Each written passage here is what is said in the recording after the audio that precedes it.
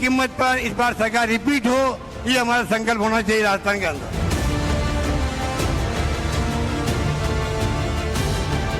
Party ने ticket जरूर दे दिया मुझे, पर अंदर से खुश नहीं, सच कह रहा हूँ, इसलिए कि मेरी लड़ने की इच्छा ही नहीं। राजनीतिक जीवन पहली बार विधानसभा का चुनाव लड़ने का फैसला पार्टी ने किया है। कुल मिला के पार्टी का जो नेतृत्व का निर्णय है सिरोधार है।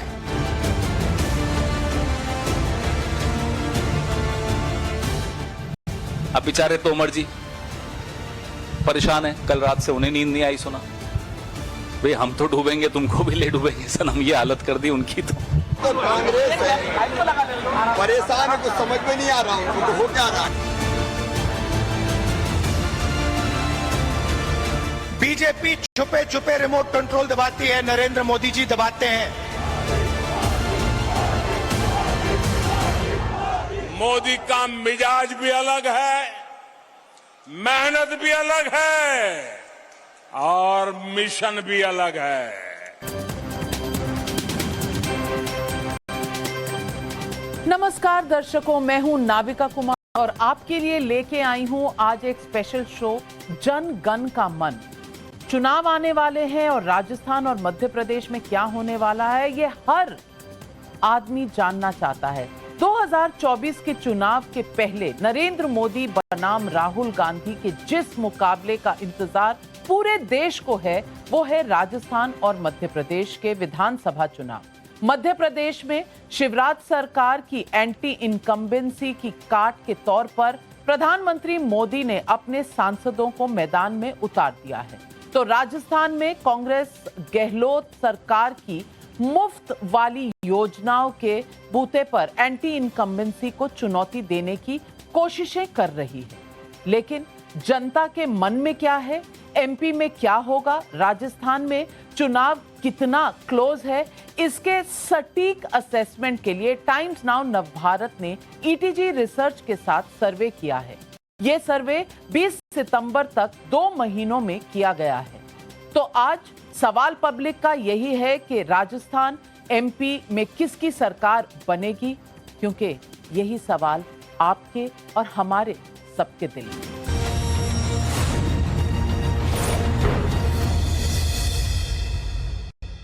और आज जन गण का मन जानने के लिए हमारे साथ एक्सपर्ट्स भी मौजूद हैं और नेता भी। सबसे पहले मैं दर्शकों आपको इंट्रोड्यूस करती हूं आशुतोष जी से, वरिष्ठ पत्रकार हैं। विनोद अग्निहोत्री जी भी वरिष्ठ पत्रकार हैं और इतने चुनाव इन दोनों ने देखे हैं, शायद 80 साल का एक्सपीरियंस इन दोनों के बीच में होगा। और मेरे दाहिनी तरफ बैठे हैं रामकृपाल सिंह जी, वरिष्ठ पत्रकार, हर्षवर्धन त्रिपाठी जी भी वरिष्ठ पत्रकार। तो इस टेबल पर ही आपको लगभग 150 साल का एक्सपीरियंस मिल जाएगा अगर सबका एक्सपीरियंस मैं जमा कर दूं, साथ में थोड़ा सा मेरा भी होगा। लेकिन नेताओं के तौर पर अजय आलोक जी बीजेपी के राष्ट्रीय प्रवक्ता हैं, हमारे साथ जुड़ रहे हैं। और तहसीन पूनावाला जी हैं हमारे राजनीतिक विशेषज्ञ, लेकिन कांग्रेस की धड़कनें इनमें इतनी नजर आएंगी आपको कि कांग्रेस अपने आप को क्या बोलेगी, जो तहसीन पूनावाला जी डिफेंड करते हैं। और अब स्क्रीन पर हम देखेंगे राजस्थान के नंबर, क्योंकि नंबर ही बताते हैं हवा कहां की चल रही है और क्या राजनीति में आगे होने वाला है। तो सबसे पहले हमारे स्क्रीन पर नंबर है राजस्थान के। अगर राजस्थान में आज चुनाव हो तो किसको कितने नंबर मिलेंगे, ये सवाल है। और अब सीटों की टैली आ रही है यहां सीधे हमारे स्क्रीन पर। बीजेपी 95 से 105, कांग्रेस 91 से 101, यानी कि अगर आप तो बीजेपी बस 4 सीट से आगे है। 100 सीटें बीजेपी की तो 96 सीटें कांग्रेस की। अगर इसका एवरेज ले लिया जाए 3 से 6 सीटें जो हैं वो अन्य पार्टियों की आएंगी, लेकिन बस 4 सीटों का फासला है बीजेपी और कांग्रेस में। और अगर हम ये देखें, क्योंकि हमारा ट्रैकर चल रहा है जुलाई से, तो मैं आपके सामने सीटों की जो गिनती दिखाना चाहती हूं। 2018 में बीजेपी 73 सीटों पर थी, कांग्रेस 100 सीटों पर थी। अब सर्वे जब हमारा जुलाई में हुआ था तो बीजेपी 114 से 124 सीटों पर थी, कांग्रेस 71 से 81, और आज सितंबर में 95 से 105, 91 से 101, यानी कि बीजेपी घटी है, कांग्रेस की सीटें बढ़ी हैं जुलाई और सितंबर के बीच 200 सीटों की असेंबली में। और वोट शेयर भी अगर देखा जाए, स्क्रीन पर वोट शेयर अगर हम प्रोजेक्ट करें तो 2018 में वोट शेयर था बीजेपी का लगभग 39% और कांग्रेस का 40.64%, यानी कि लगभग 1-1.5% का फर्क था दोनों में। जुलाई में बीजेपी थी 43.3% पे और कांग्रेस लगभग 1.5% नीचे थी, लेकिन सितंबर में दोनों के बीच में बस 0.6% का फासला रह गया है, यानी कि कांग्रेस कैचअप कर रही है। अशोक गहलोत की स्कीमें आई हैं कई, और इन स्कीमों से क्या क्या फायदे हुए हैं कांग्रेस पार्टी को कि कांग्रेस पार्टी कैचअप कर रही है। और ये 5 साल सरकार में रहने के बावजूद अगर अशोक गहलोत को ये नंबर मिल रहे हैं, हालांकि बीजेपी थोड़ा सा आगे चल रही है लेकिन कांग्रेस कैचअप कर रही है, इसके मायने क्या होंगे चुनाव पर, जमीन पर क्या हो रहा है? और सबसे पहले मैं इसके बारे में पूछूंगी आशुतोष जी आपसे। देखिए नाविका, जो आपके ये फिगर्स बता रहे हैं वो जुलाई के महीने में भारतीय जनता पार्टी और कांग्रेस की सीटों के बीच में 43 सीटों का फर्क था, और 2 महीने के अंदर ये फर्क घट के हो जाता है 4 सीटों का। इसका मतलब यह है कि 20 सीट अगर कांग्रेस पार्टी गेन की पिछले 2 महीनों में, तो जमीन पे कुछ ना कुछ ऐसा बदलाव हो रहा है जिसका ये असर दिखाई पड़ रहा है। और सिर्फ इसके हालांकि वोट परसेंटेज बहुत ज्यादा गेन नहीं है, लेकिन जो लोग, और मेरी खुद की भी ये राय थी और कई बार हम लोग आपस में बातचीत भी कर चुके, राजस्थान के अंदर भारतीय जनता पार्टी को एज था, ये मैं अभी तक कहता रहा।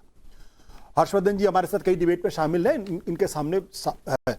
लेकिन अगर ये 20 सीटों का गेन हो रहा है तो इसका मतलब ये है कि पिछले दिनों या तो अशोक गहलोत की स्कीम्स का फर्क पड़ रहा है ग्राउंड के ऊपर, जिस तरीके से मोबाइल उन्होंने डिस्ट्रीब्यूट किया, जिस तरीके दूसरी चीजें की, या फिर यह हो सकता है कि एक संदेश जो राजस्थान के अंदर गया है कि वो उनकी सबसे बड़ी जो जनाधार वाली नेता है वसुंधरा राजे सिंधिया, उनके साथ जिस तरीके का व्यवहार किया जा रहा है, उनको जिस तरीके से परिवर्तन यात्राओं में बुलाया नहीं गया है, उनको जिस तरीके से मुख्यमंत्री के उम्मीदवार के तौर पर नहीं पेश किया गया है, और बार बार वो भी और उनके समर्थक इस बात का संदेश दे रहे हैं कि हमारे साथ अन्याय हो रहा है, हमको विक्टिमाइज किया जा रहा है, अगर हम मुख्यमंत्री बनना चाहते तो इसमें गलत क्या है?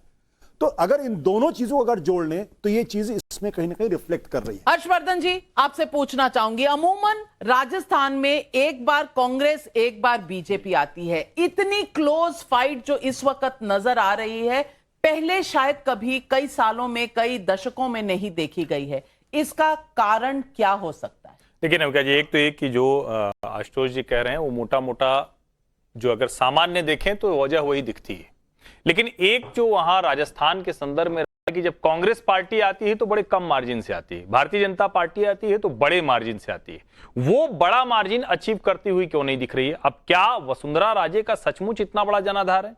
क्योंकि हम जिस नेता के लिए कह रहे हैं वो नेता कभी भी अपने मुख्यमंत्री रहते चुनाव जिता के नहीं ला पाई, ये एक बड़ी बात है जिसको बार बार कहा जा रहा है ना कि वसुंधरा बहुत बड़ी नेता है, हम लोग ये अक्सर कहते हैं। मुझे लगता है कि भारतीय जनता पार्टी के भीतर जो द्वंद्व है वो इस सर्वे में रिफ्लेक्ट हो रहा है। मेरा ये मानना है कि ये जो जब जहां सिर्फ 2 पार्टियां होती हैं तो 2 से 3% का मार्जिन आएगा और एकदम से सीटों में तस्वीर बदल जाएगी। मुझे लगता है कि अभी जुलाई से सितंबर कम से कम मुझे इस तरह से नहीं दिखता कि इतनी जल्दी इतना बड़ा बदलाव आ जाएगा, लेकिन सर्वे में आ रहा है तो दोनों ही चीजें हो सकती हैं कि एक सेंटीमेंट जो बदला है, महंगाई राहत शिविर, मोबाइल बांटना, गहलोत जी बहुत एक्टिव है, और भारतीय जनता पार्टी उस लिहाज से कहें तो राजस्थान में शायद थोड़ा लेट शुरू हुई है, जिसको हम कहते हैं ना कि थोड़ा सा तैयारी जो होती है वो मध्य प्रदेश जैसी नहीं रही, तो शायद उसका एक परिणाम दिख रहा होगा। लेकिन सेंटीमेंट के तौर पर देखें कि वसुंधरा राजे के साथ कोई सेंटीमेंट है, मैं इसको नहीं स्वीकार करता। मेरा यह मानना है कि वसुंधरा का समय खत्म हो चुका है।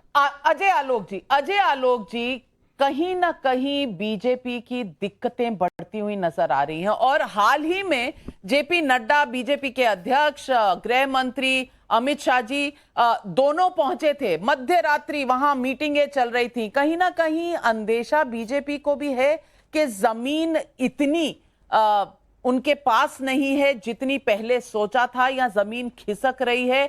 क्या जिस तरह से सवाल उठाए जा रहे हैं कि आपके पास लीडर ज्यादा हैं, मुख्यमंत्री कौन बनेगा किसी को पता नहीं, और कंपटीशन पॉलिटिक्स में होता है, क्या नेता ज्यादा और सीट एक कहीं प्रॉब्लम ऑफ प्लेंटी तो नहीं?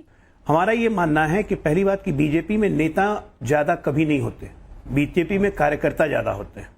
राजस्थान की जो जमीनी हालत है आज की तारीख में, लोग सीधे सीधे कंपेयर कर रहे हैं कि 5 साल पहले वाला राजस्थान और आज का राजस्थान में अंतर क्या है, बुनियादी कमी क्या क्या हुई है।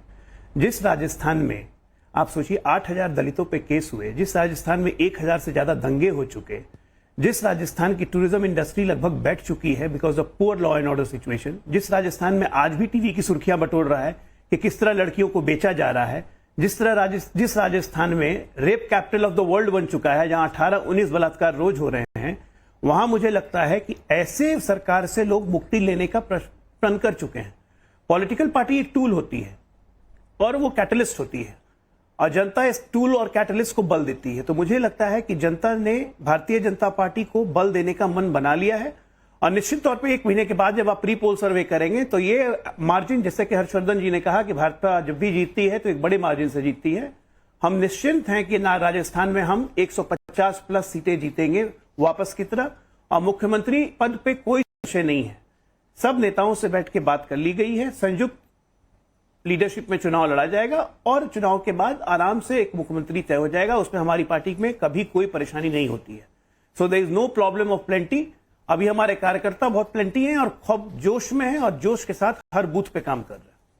तहसीन पूनावाला जी, आप मुस्कुरा रहे हैं, लेकिन प्रॉब्लम ऑफ प्लेंटी आपने तो 5 साल झेल ली, क्योंकि अशोक गहलोत और सचिन पायलट के बीच में जो द्वंद्व चलता रहा है वो तो 5 साल नहीं थमा। अब क्या कांग्रेस जो थोड़ा पीछे नजर आ रही है वो इस वजह से नजर आ रही है कि अगर एक तरह से यूनाइटेड रहते तो बेहतर रिजल्ट होता, शायद आप इतिहास बदल लेते राजस्थान में और कांग्रेस दोबारा चुन के आ सकती थी? क्या ये मौका आपने गवाया है? तहसीन पूनावाला, आज ये सारे सवाल आपके सामने। नहीं नाविका जी, सबसे पहले तो थैंक यू, आपके शो में मैं शिरकत कर रहा हूँ और बिल्कुल सही सवाल है।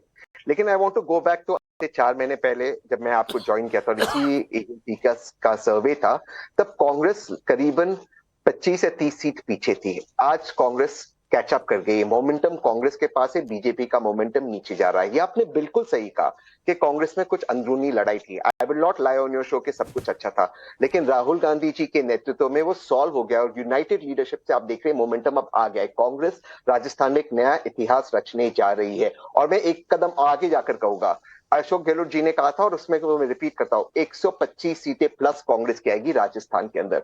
बीजेपी डेसिमेट हो गई। आप सोचिए, मैं ये कह सकता हूं आपके शो पे, अशोक गहलोत जी और सचिन पायलट जी के बीच में कुछ प्रॉब्लम्स थी, वो सॉल्व हो गई, लेकिन मेरे मित्र, मेरे भाई अजय जी वसुंधरा राजे जी का नाम नहीं ले सकते कि वो मुख्यमंत्री की दावेदार है, बिकॉज मोदी जी ने उनको साइडलाइन कर दिया है। जिस विमेन रिजर्वेशन बिल के ऊपर एक पूरा सारे राजस्थान की लीडरशिप आते हैं और वो एक महिला चीफ मिनिस्टर वहां बैठी है, उनको बोलने का मौका नहीं मिलता, सारे पुरुष बोलते। आप सोचिए राजस्थान में कितना कॉर्नर हो गया। जो रिजल्ट्स आप देख रहे हैं, उनकी एक छवि है, उनका एक होल्ड है संगठन पे, और जो कर्नाटका में हो रहा है बीजेपी के साथ, वही राजस्थान और मध्य प्रदेश में होने वाला है। अजय आलोक जी हाथ उठा रहे हैं। अजय आलोक जी, काउंटर। मुझे आश्चर्य लगता है तहसीन भाई को महिला आरक्षण और महिला की बड़ी चिंता हो रही है, जबकि इनके कांग्रेसी नेता तो खुलेआम बोलते हैं कि राजस्थान तो मर्दों का प्रदेश है। तो महिला आरक्षण और महिला की चिंता, महिला मुख्यमंत्री की चिंता आप ना करें तो ज्यादा बेहतर होगा। सचिन पायलट और उनका झगड़ा सुलझा लीजिए।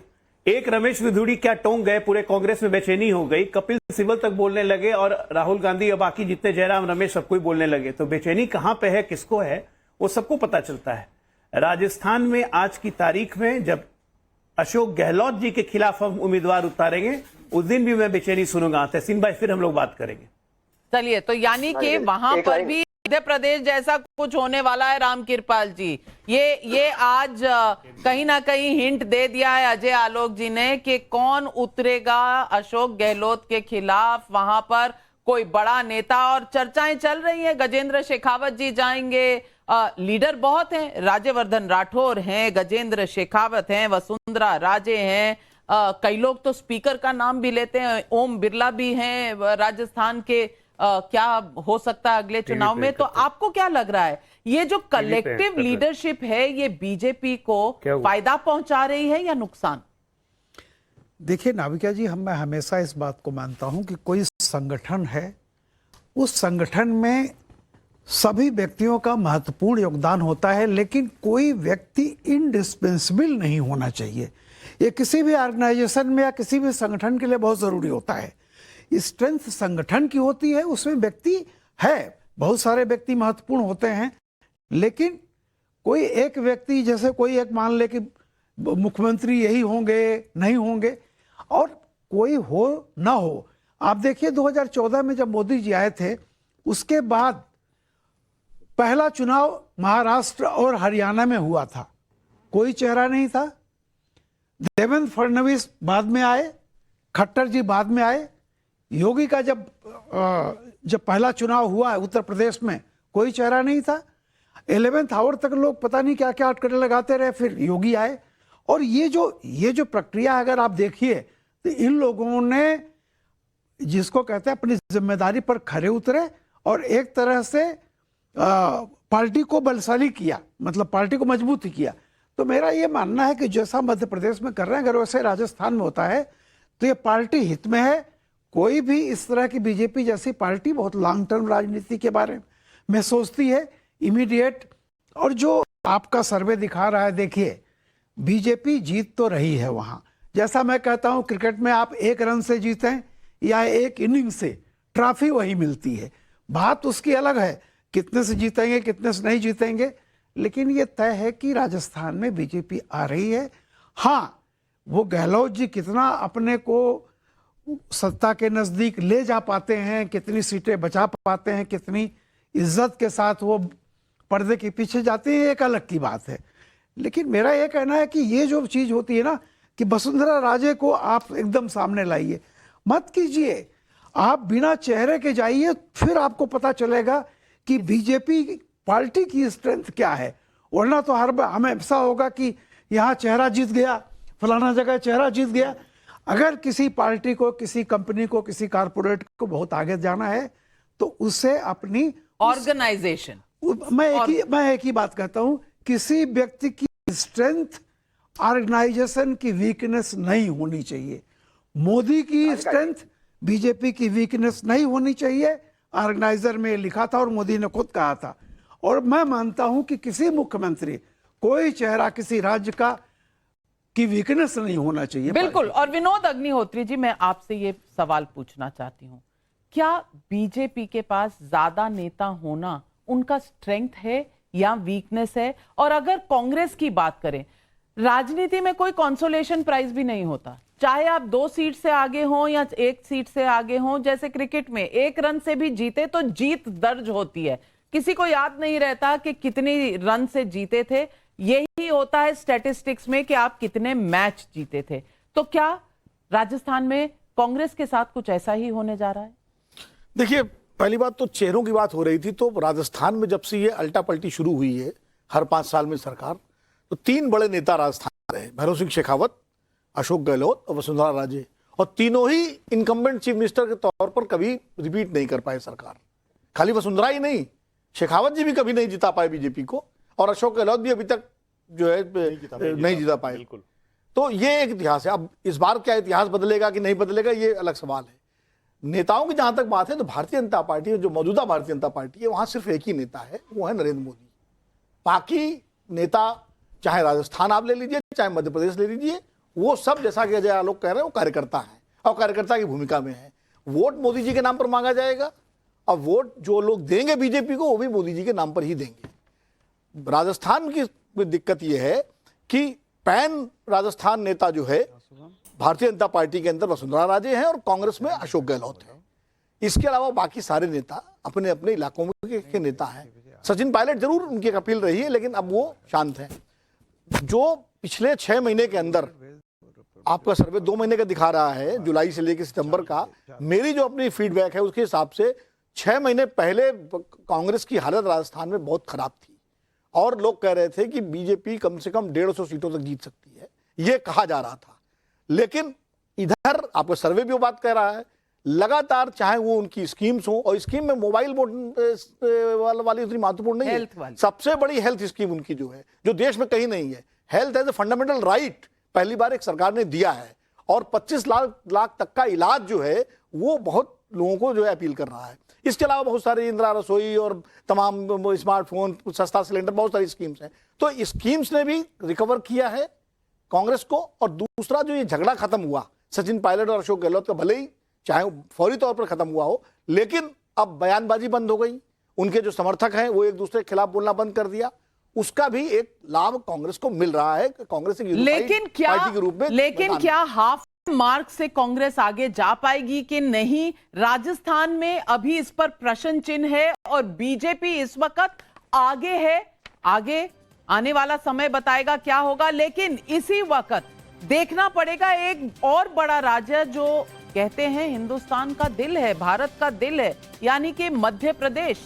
मध्य प्रदेश के नंबर हम लेते हैं अपने स्क्रीन पर। मध्य प्रदेश में 230 सीटें हैं और 20 सितंबर तक, जब तक ये सर्वे हुआ, मध्य प्रदेश में किसकी सरकार बनने वाली है, तो हम आपको ये बता दें नंबर 102 से 110 तक बीजेपी नजर आ रही है। कांग्रेस के नंबर है 118 से 128, अन्य 0 से 2, यानी कि बीजेपी ट्रेल कर रही है मध्य प्रदेश में। कांग्रेस 118 से 128 सीट पर है, यानी कि 106 अगर एवरेज ले ले दोनों के बीच का नंबर 106 और 123, यानी कि फासला 17 सीटों का है इस वक्त। और 2018 में अगर देखें तो बीजेपी की 109 थी, कांग्रेस की 114, 5 सीटों का बस इतना ही फर्क था। और 105 से 115 थी बीजेपी 16 जुलाई के सर्वे में, 114 से 124 कांग्रेस पार्टी थी। अब कांग्रेस पार्टी ने अपना शेयर थोड़ा इंप्रूव किया है, बेहतर किया है, 118 से 128, बीजेपी कुछ नीचे आई है और ये 20 सितंबर। और अब अगर वोट परसेंटेज की बात करें तो बीजेपी और कांग्रेस के बीच में कुल 20 सितंबर वाले सर्वे में 1% 1% का फर्क है। अन्य पार्टियों को 13.4% पर, 42.8 पर बीजेपी, 43.8 पर कांग्रेस पार्टी। 1 परसेंटेज पॉइंट में 15 से 17 सीटों का फर्क पड़ता है दोनों में। और पहले की परसेंटेजेस अगर देखें तो बीजेपी 2018 में लगभग दोनों की सेम थी, 41.33, 41.35 2018 में। और सर्वे में 16 जुलाई के सर्वे में बीजेपी की सीटें 42.7 थी, जो अब जाकर 42.8 हुई है, लेकिन कांग्रेस की जो बढ़त है वो 43.1 से 43.8 तक गई है, यानी कि परसेंटेज में कांग्रेस ने ज्यादा ग्राउंड कवर किया है। अजय आलोक जी, मैं आपसे पूछना चाह रही हूं, मध्य प्रदेश में ये जो बीजेपी का इस वक्त रुख नजर आ रहा है, क्या यही वजह है कि बीजेपी की सेंट्रल लीडरशिप ने 7 सांसद, जिसमें से 3 मंत्री, एक महामंत्री हैं पार्टी के, इन्हें उतारा है? क्या ये खामियाजा जो बीजेपी को हो रहा है, इसका अंदेशा सेंट्रल लीडरशिप को था?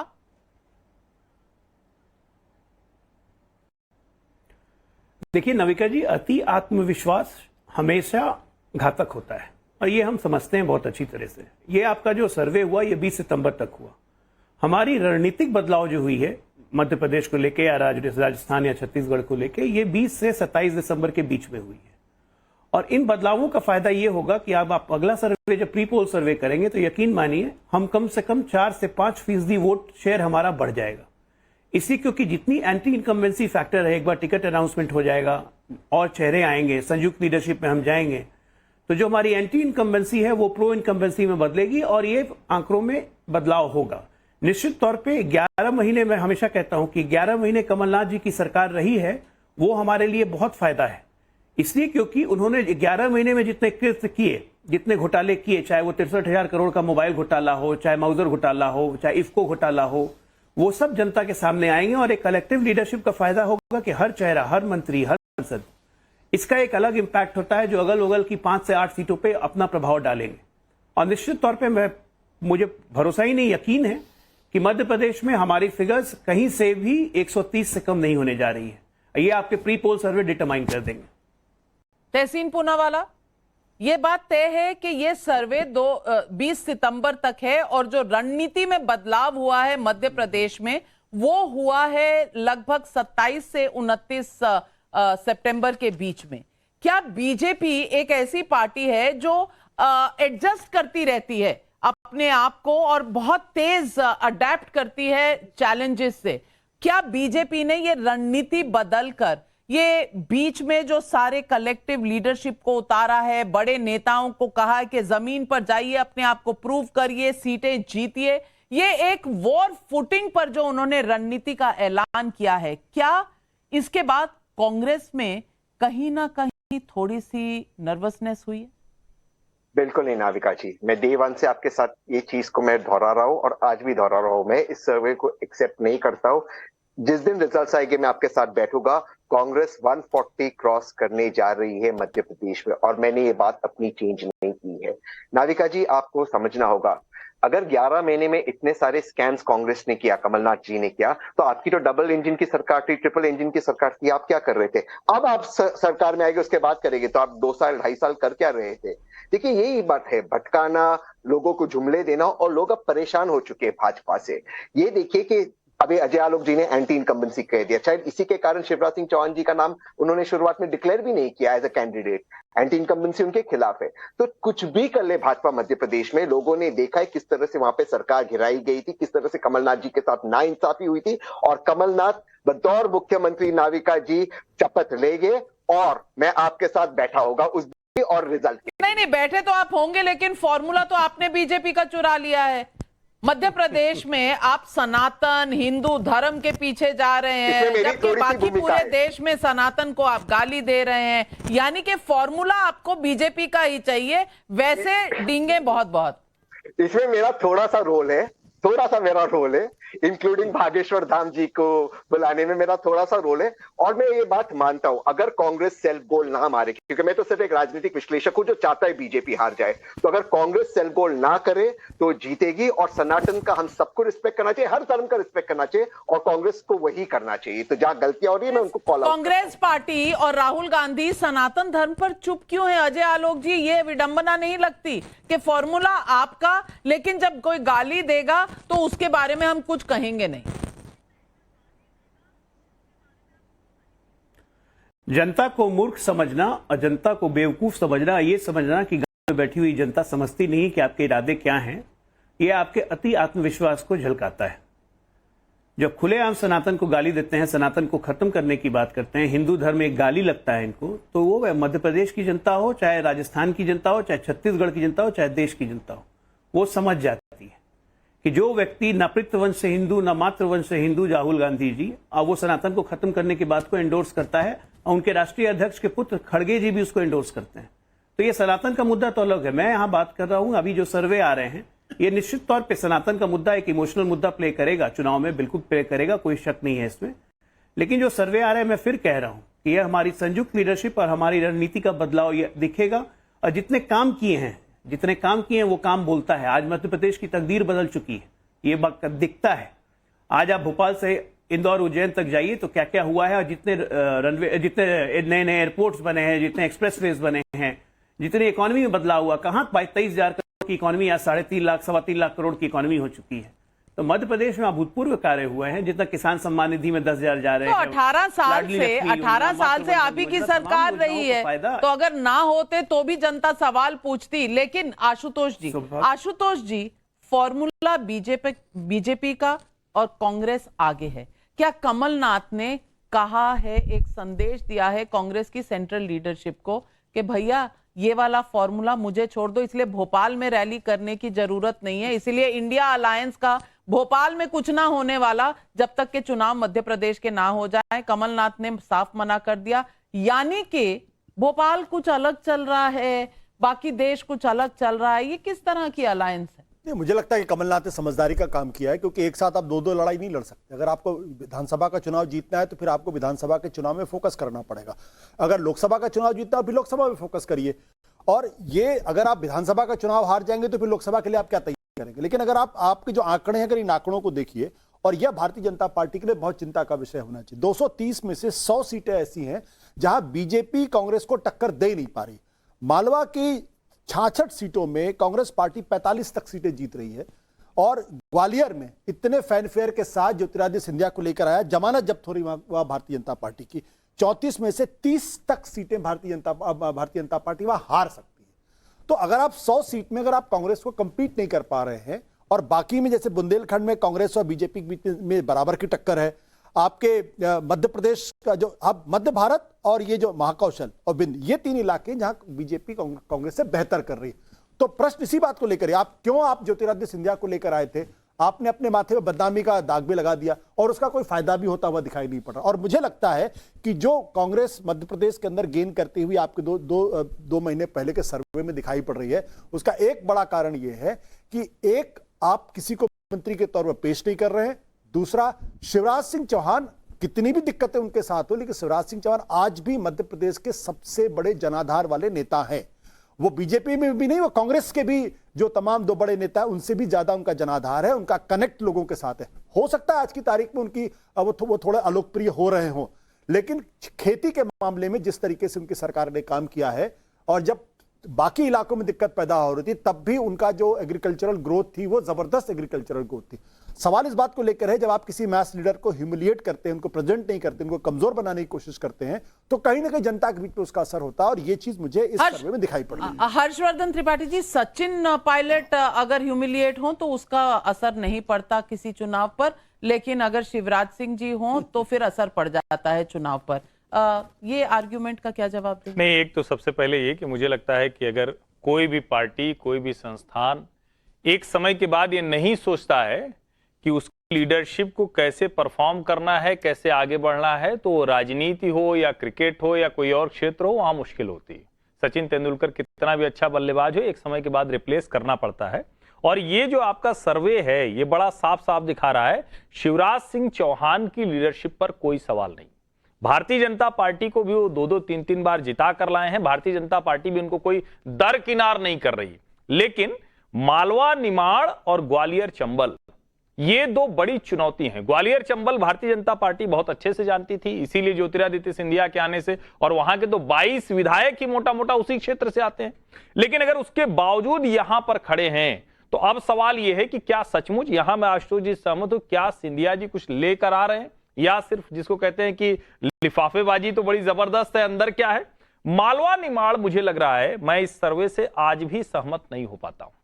ये सर्वे है, निश्चित तौर पर बहुत जमीन पर जाकर किया हुआ है। मालवा निमाड़ एक ऐसी जगह है जहां भारतीय जनता पार्टी और विशेषकर जिसको हम कहते हैं संघ का कार्यक्षेत्र, वो यही क्षेत्र है। और कैलाश विजयवर्गीय को जिस सीट पर दिया गया है इंदौर में, वो इसलिए नहीं दिया गया, इसलिए दिया गया कि यही संजय शुक्ला कहा जाता है जो कांग्रेस से विधायक हैं, अगर कैलाश जी ने पूरी मेहनत पिछली बार कर दी होती तो शायद ये सीट उनके पास होती, भाजपा के पास होती, मुझे लगता है। लेकिन वो तो कह रहे हैं मैं बड़ा नेता हूं, घर घर कहां जाऊंगा हाथ जोड़ने के लिए। यही जो बड़ा नेता वाली आदत है ना, भारतीय जनता पार्टी ने मालवा निमाड़ में जो स्थिति खराब हो रही उसके लिए एक तरह से कैलाश जी को पॉइंट आउट किया है।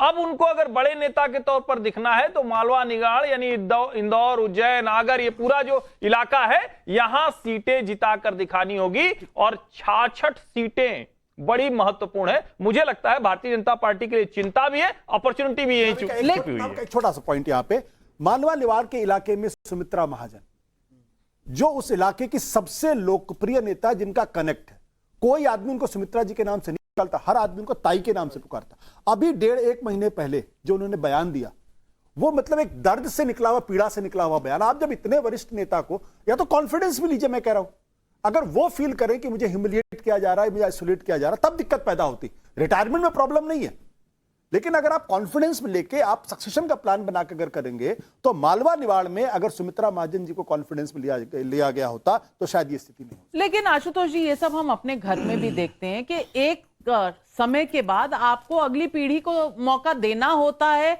और आप उनके सर पर जी कभी सुमित्रा ताई भी आएंगी कि इतने लंबे समय से सांसद बन रही, उनकी तरफ से कभी ये बयान आया क्या कि अब किसी को दे देना चाहिए? वो तो बेटे की टिकट के लिए परेशान हो गई। तो पार्टी तो तय करती है ना, और जो नेतृत्व तय करेगा वो लीडरशिप में आगे रहेगा, जो बाद में तय करेगा वो कांग्रेस हो जाएगा। यही बात क्रिकेट में भी कही जाती है ना कि सीनियर आदमी है, अगर आप रिटायर कर रहे हैं तो कम से कम उनका सम्मान तो बना के रखिए। ये प्रश्न मैं कह रहा हूं राजनीति में। लेकिन वंशवाद का मैसेज बीजेपी का बहुत क्लियर है, उनके लिए इलेक्शन का मुद्दा है ये, और वंशवाद की वजह से सुमित्रा महाजन के साथ कुछ हो रहा है तो बीजेपी उस पर क्या रुख लेगी, ये शायद उनके लिए भी चिंता का विषय होगा। लेकिन विनोद अग्निहोत्री जी, सवाल इस वक्त ये है कि बीजेपी एक ऐसी पार्टी नजर आ रही है जहां अगर जमीन खिसकी हुई नजर आ रही है, जो ये सर्वे बता रहा है, जो उनके डिसीजन से पहले का सर्वे है, तो उनको ये समझ आ रहा है कि भाई यहां पर हमारे पास दिक्कत है, चाहे वो निमाड़ का रीजन हो, चाहे वो ग्वालियर का रीजन हो। लेकिन दोनों तरफ दिक्कतें देखकर उन्होंने बड़े नेता उतार दिया और ये भी मैसेज दे दिया है कि ना कोई नेता हमेशा के लिए मुख्यमंत्री है और ना कोई नेता बड़ा है ना छोटा है, हर आदमी एक कार्यकर्ता है, और अगर पार्टी को जरूरत पड़ेगी तो मिट्टी में हाथ तो गंदे करने पड़ेंगे, सिर्फ राज करने के लिए नहीं पैदा हुए। और ये एक फाइटिंग स्पिरिट नहीं बताता बीजेपी की? नहीं, देखिए बीजेपी एक ऐसी पार्टी है जिसके पास ग्राउंड फीडबैक लेने के बहुत सारे चैनल हैं। सरकार में है, सरकारी तंत्र है, राष्ट्रीय स्वयंसेवक संघ का तंत्र है, पार्टी के अपने कार्यकर्ताओं का तंत्र है, और प्रधानमंत्री नरेंद्र मोदी जी की तो अपनी एक बाकायदा सेल है इस काम के लिए जो ग्राउंड फीडबैक लेती है। और ये ग्राउंड फीडबैक जो उनको मिल रहा है लगातार, उसी वजह से ये रणनीति बदली गई है, जिसको एक माना जा रहा है, बीजेपी मान रही है कि गेम चेंजर साबित हो सकती है। लेकिन एक बहुत बड़ा रिस्क भी लिया गया है। रिस्क इसलिए लिया गया है कि आपने उन तमाम बड़े नेताओं को जो 10-10, 15-15 सीटों पर जाकर के प्रचार से अपना प्रभाव डाल सकते थे, उनको एक एक सीट फंसा दिया। अब नरेंद्र सिंह तोमर के लिए वो सीट जीतना ज्यादा महत्वपूर्ण है, 5 सीटें बगल की अगल की क्या होती है उनके लिए उतना महत्वपूर्ण नहीं रह जाएगा। यही कैलाश विजयवर्गीय के साथ होगा। तो एक बड़ा मतलब जोखिम उठाया है भारतीय जनता पार्टी ने। जोखिम है क्या एडवांटेज है? देखिए नाविका जी, ये बिल्कुल एडवांटेज है। और मैं एक बात बताऊं, नहीं, एक मिनट सुन लो विनोद। लीडरशिप की एक क्वालिटी समझ लीजिए। लीडरशिप की क्वालिटी ये होती है कि मैं अपने ही जैसा अपने समय में तैयार करूं और मैं खुद पर्दे के पीछे चला जाऊं। ये लीडरशिप की क्वालिटी होती है। हम लोग लगातार उल्टा ऐसा समझते हैं कि फलाना जी के नाते सुमित्रा जी की बात कर रहे थे, सुमित्रा जी को जब उनको ये स्पीकर सब से हटे तो उनको जब टिकट नहीं दिया गया। अब ये लोग जितने हैं 18 साल से 17 साल से ये मुख्यमंत्री बने हुए हैं और अभी लगे कि उनका अपमान हो रहा है। मैं तो देखिए, जब कांग्रेस पार्टी के लोग आडवाणी जी के प्रति दया भाव दिखाने लगे तो समझ लीजिए पार्टी खतरे की तरफ जा रही है। वही आडवाणी जी को जब ये बाबरी मस्जिद भी ध्वंस हुआ था तो सबसे पहले उसी आडवाणी जी को कांग्रेसी गाली देते थे, और जैसे ही आडवाणी जी किनारे गए तो पता चला कि उनके प्रति। मेरा ये कहना है कि कोई भी पार्टी, मैं एक ही बात कहता हूं, individual strength should not become the weakness of the organisation, कभी भी नहीं होनी चाहिए। और इसके लिए हमेशा तैयार रहना चाहिए, हार जाए या जीत जाए, लेकिन बीजेपी का संगठन बड़ा है, व्यक्ति नीचे है। बिल्कुल। और ये जो रिस्क है अजय आलोक जी, मेरा सवाल आपसे है, ये रिस्क बड़ा है, ये किसी ना किसी समय तो लेना है। कभी भी कोई कन्वीनियंट समय होता है कि आज नहीं कल ले लेंगे रिस्क? मैं ये पूछना चाहती हूं कि बीजेपी की इस पे सोच क्या है कि यहां इधर स्विम और सिंक, लेकिन ये चुनाव जीतना है, क्या ये मैसेज है? देखिए, हम कोई भी राजनीतिक दल हो वो हमेशा चुनाव जीतने के बारे में सोचता है, नकारात्मक फीलिंग लेके नहीं चलता है। बीजेपी की हमेशा से कोशिश रहती है कि नई लीडरशिप की पौध हमेशा तैयार रहे। और एक संयुक्त लीडरशिप का फायदा ये होता है कि हर लोगों का अनुभव मिलता है और हर लोगों की किसी की व्यक्तिगत महत्वाकांक्षा पार्टी के आगे इंपॉर्टेंट नहीं है। ये हमेशा बीजेपी की एक सोच रही है और उसी सोच के तहत हम संयुक्त लीडरशिप पे जा रहे हैं। रिस्क क्या है? चुनाव आते रहेंगे जाते रहेंगे, हमारी विचारधारा तो बदलने वाली नहीं है। हम आज सनातन को पूजा करेंगे, कल सनातन को गाली देंगे, ये शिफ्टिंग विचारधारा वाली पार्टी बीजेपी नहीं है। हम जिन मुद्दों पर लड़ रहे हैं वो मुद्दे बड़े क्लियर हैं। हम जिन वैल्यूज के लिए लड़ रहे हैं वो वैल्यूज बहुत क्लियर है। लीडर कौन बनेगा ये इंपॉर्टेंट कभी नहीं रहा है भारतीय जनता पार्टी में, ये भी संयुक्त रूप से ही तय होता है।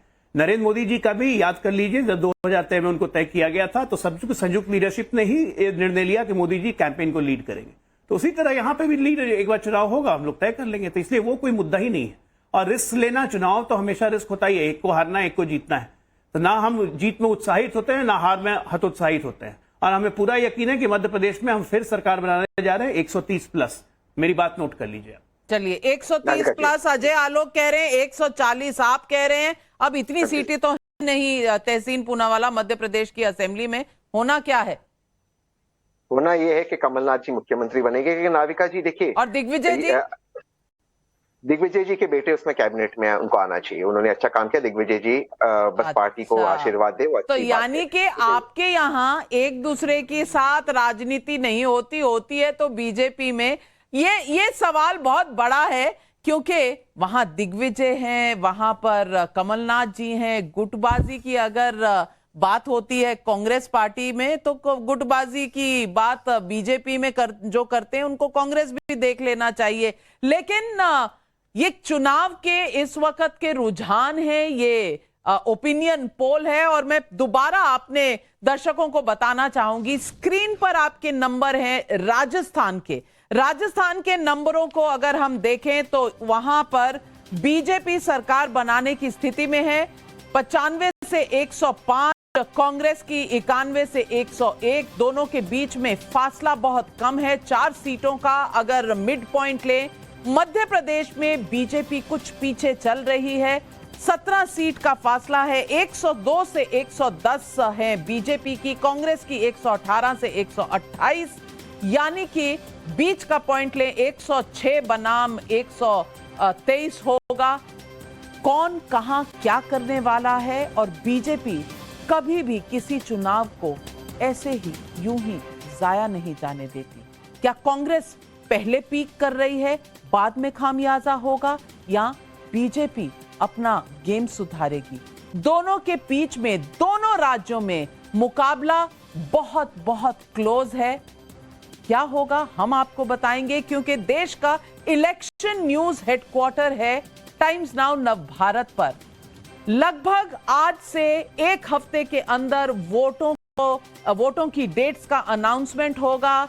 1 दिसंबर से 7 दिसंबर के बीच में कहा जा रहा है कि चुनाव के नतीजे आएंगे, क्योंकि यही रुझान रहे थे पिछली बार के चुनाव में भी। बस कुछ ही हफ्तों में तय होगा कि सेमीफाइनल कौन जीतेगा, और फिर फाइनल का खेल 2024 का शुरू होगा। हमारे साथ जुड़े रहिएगा, क्योंकि टाइम्स नाउ नवभारत है इलेक्शन न्यूज का हेडक्वार्टर। आज सारे पैनलिस्ट का मैं बहुत तहे दिल से शुक्रिया करती हूं, धन्यवाद करती हूं मेरे साथ जुड़ने के लिए, और दर्शकों आपका भी जुड़े रहिएगा। नमस्कार।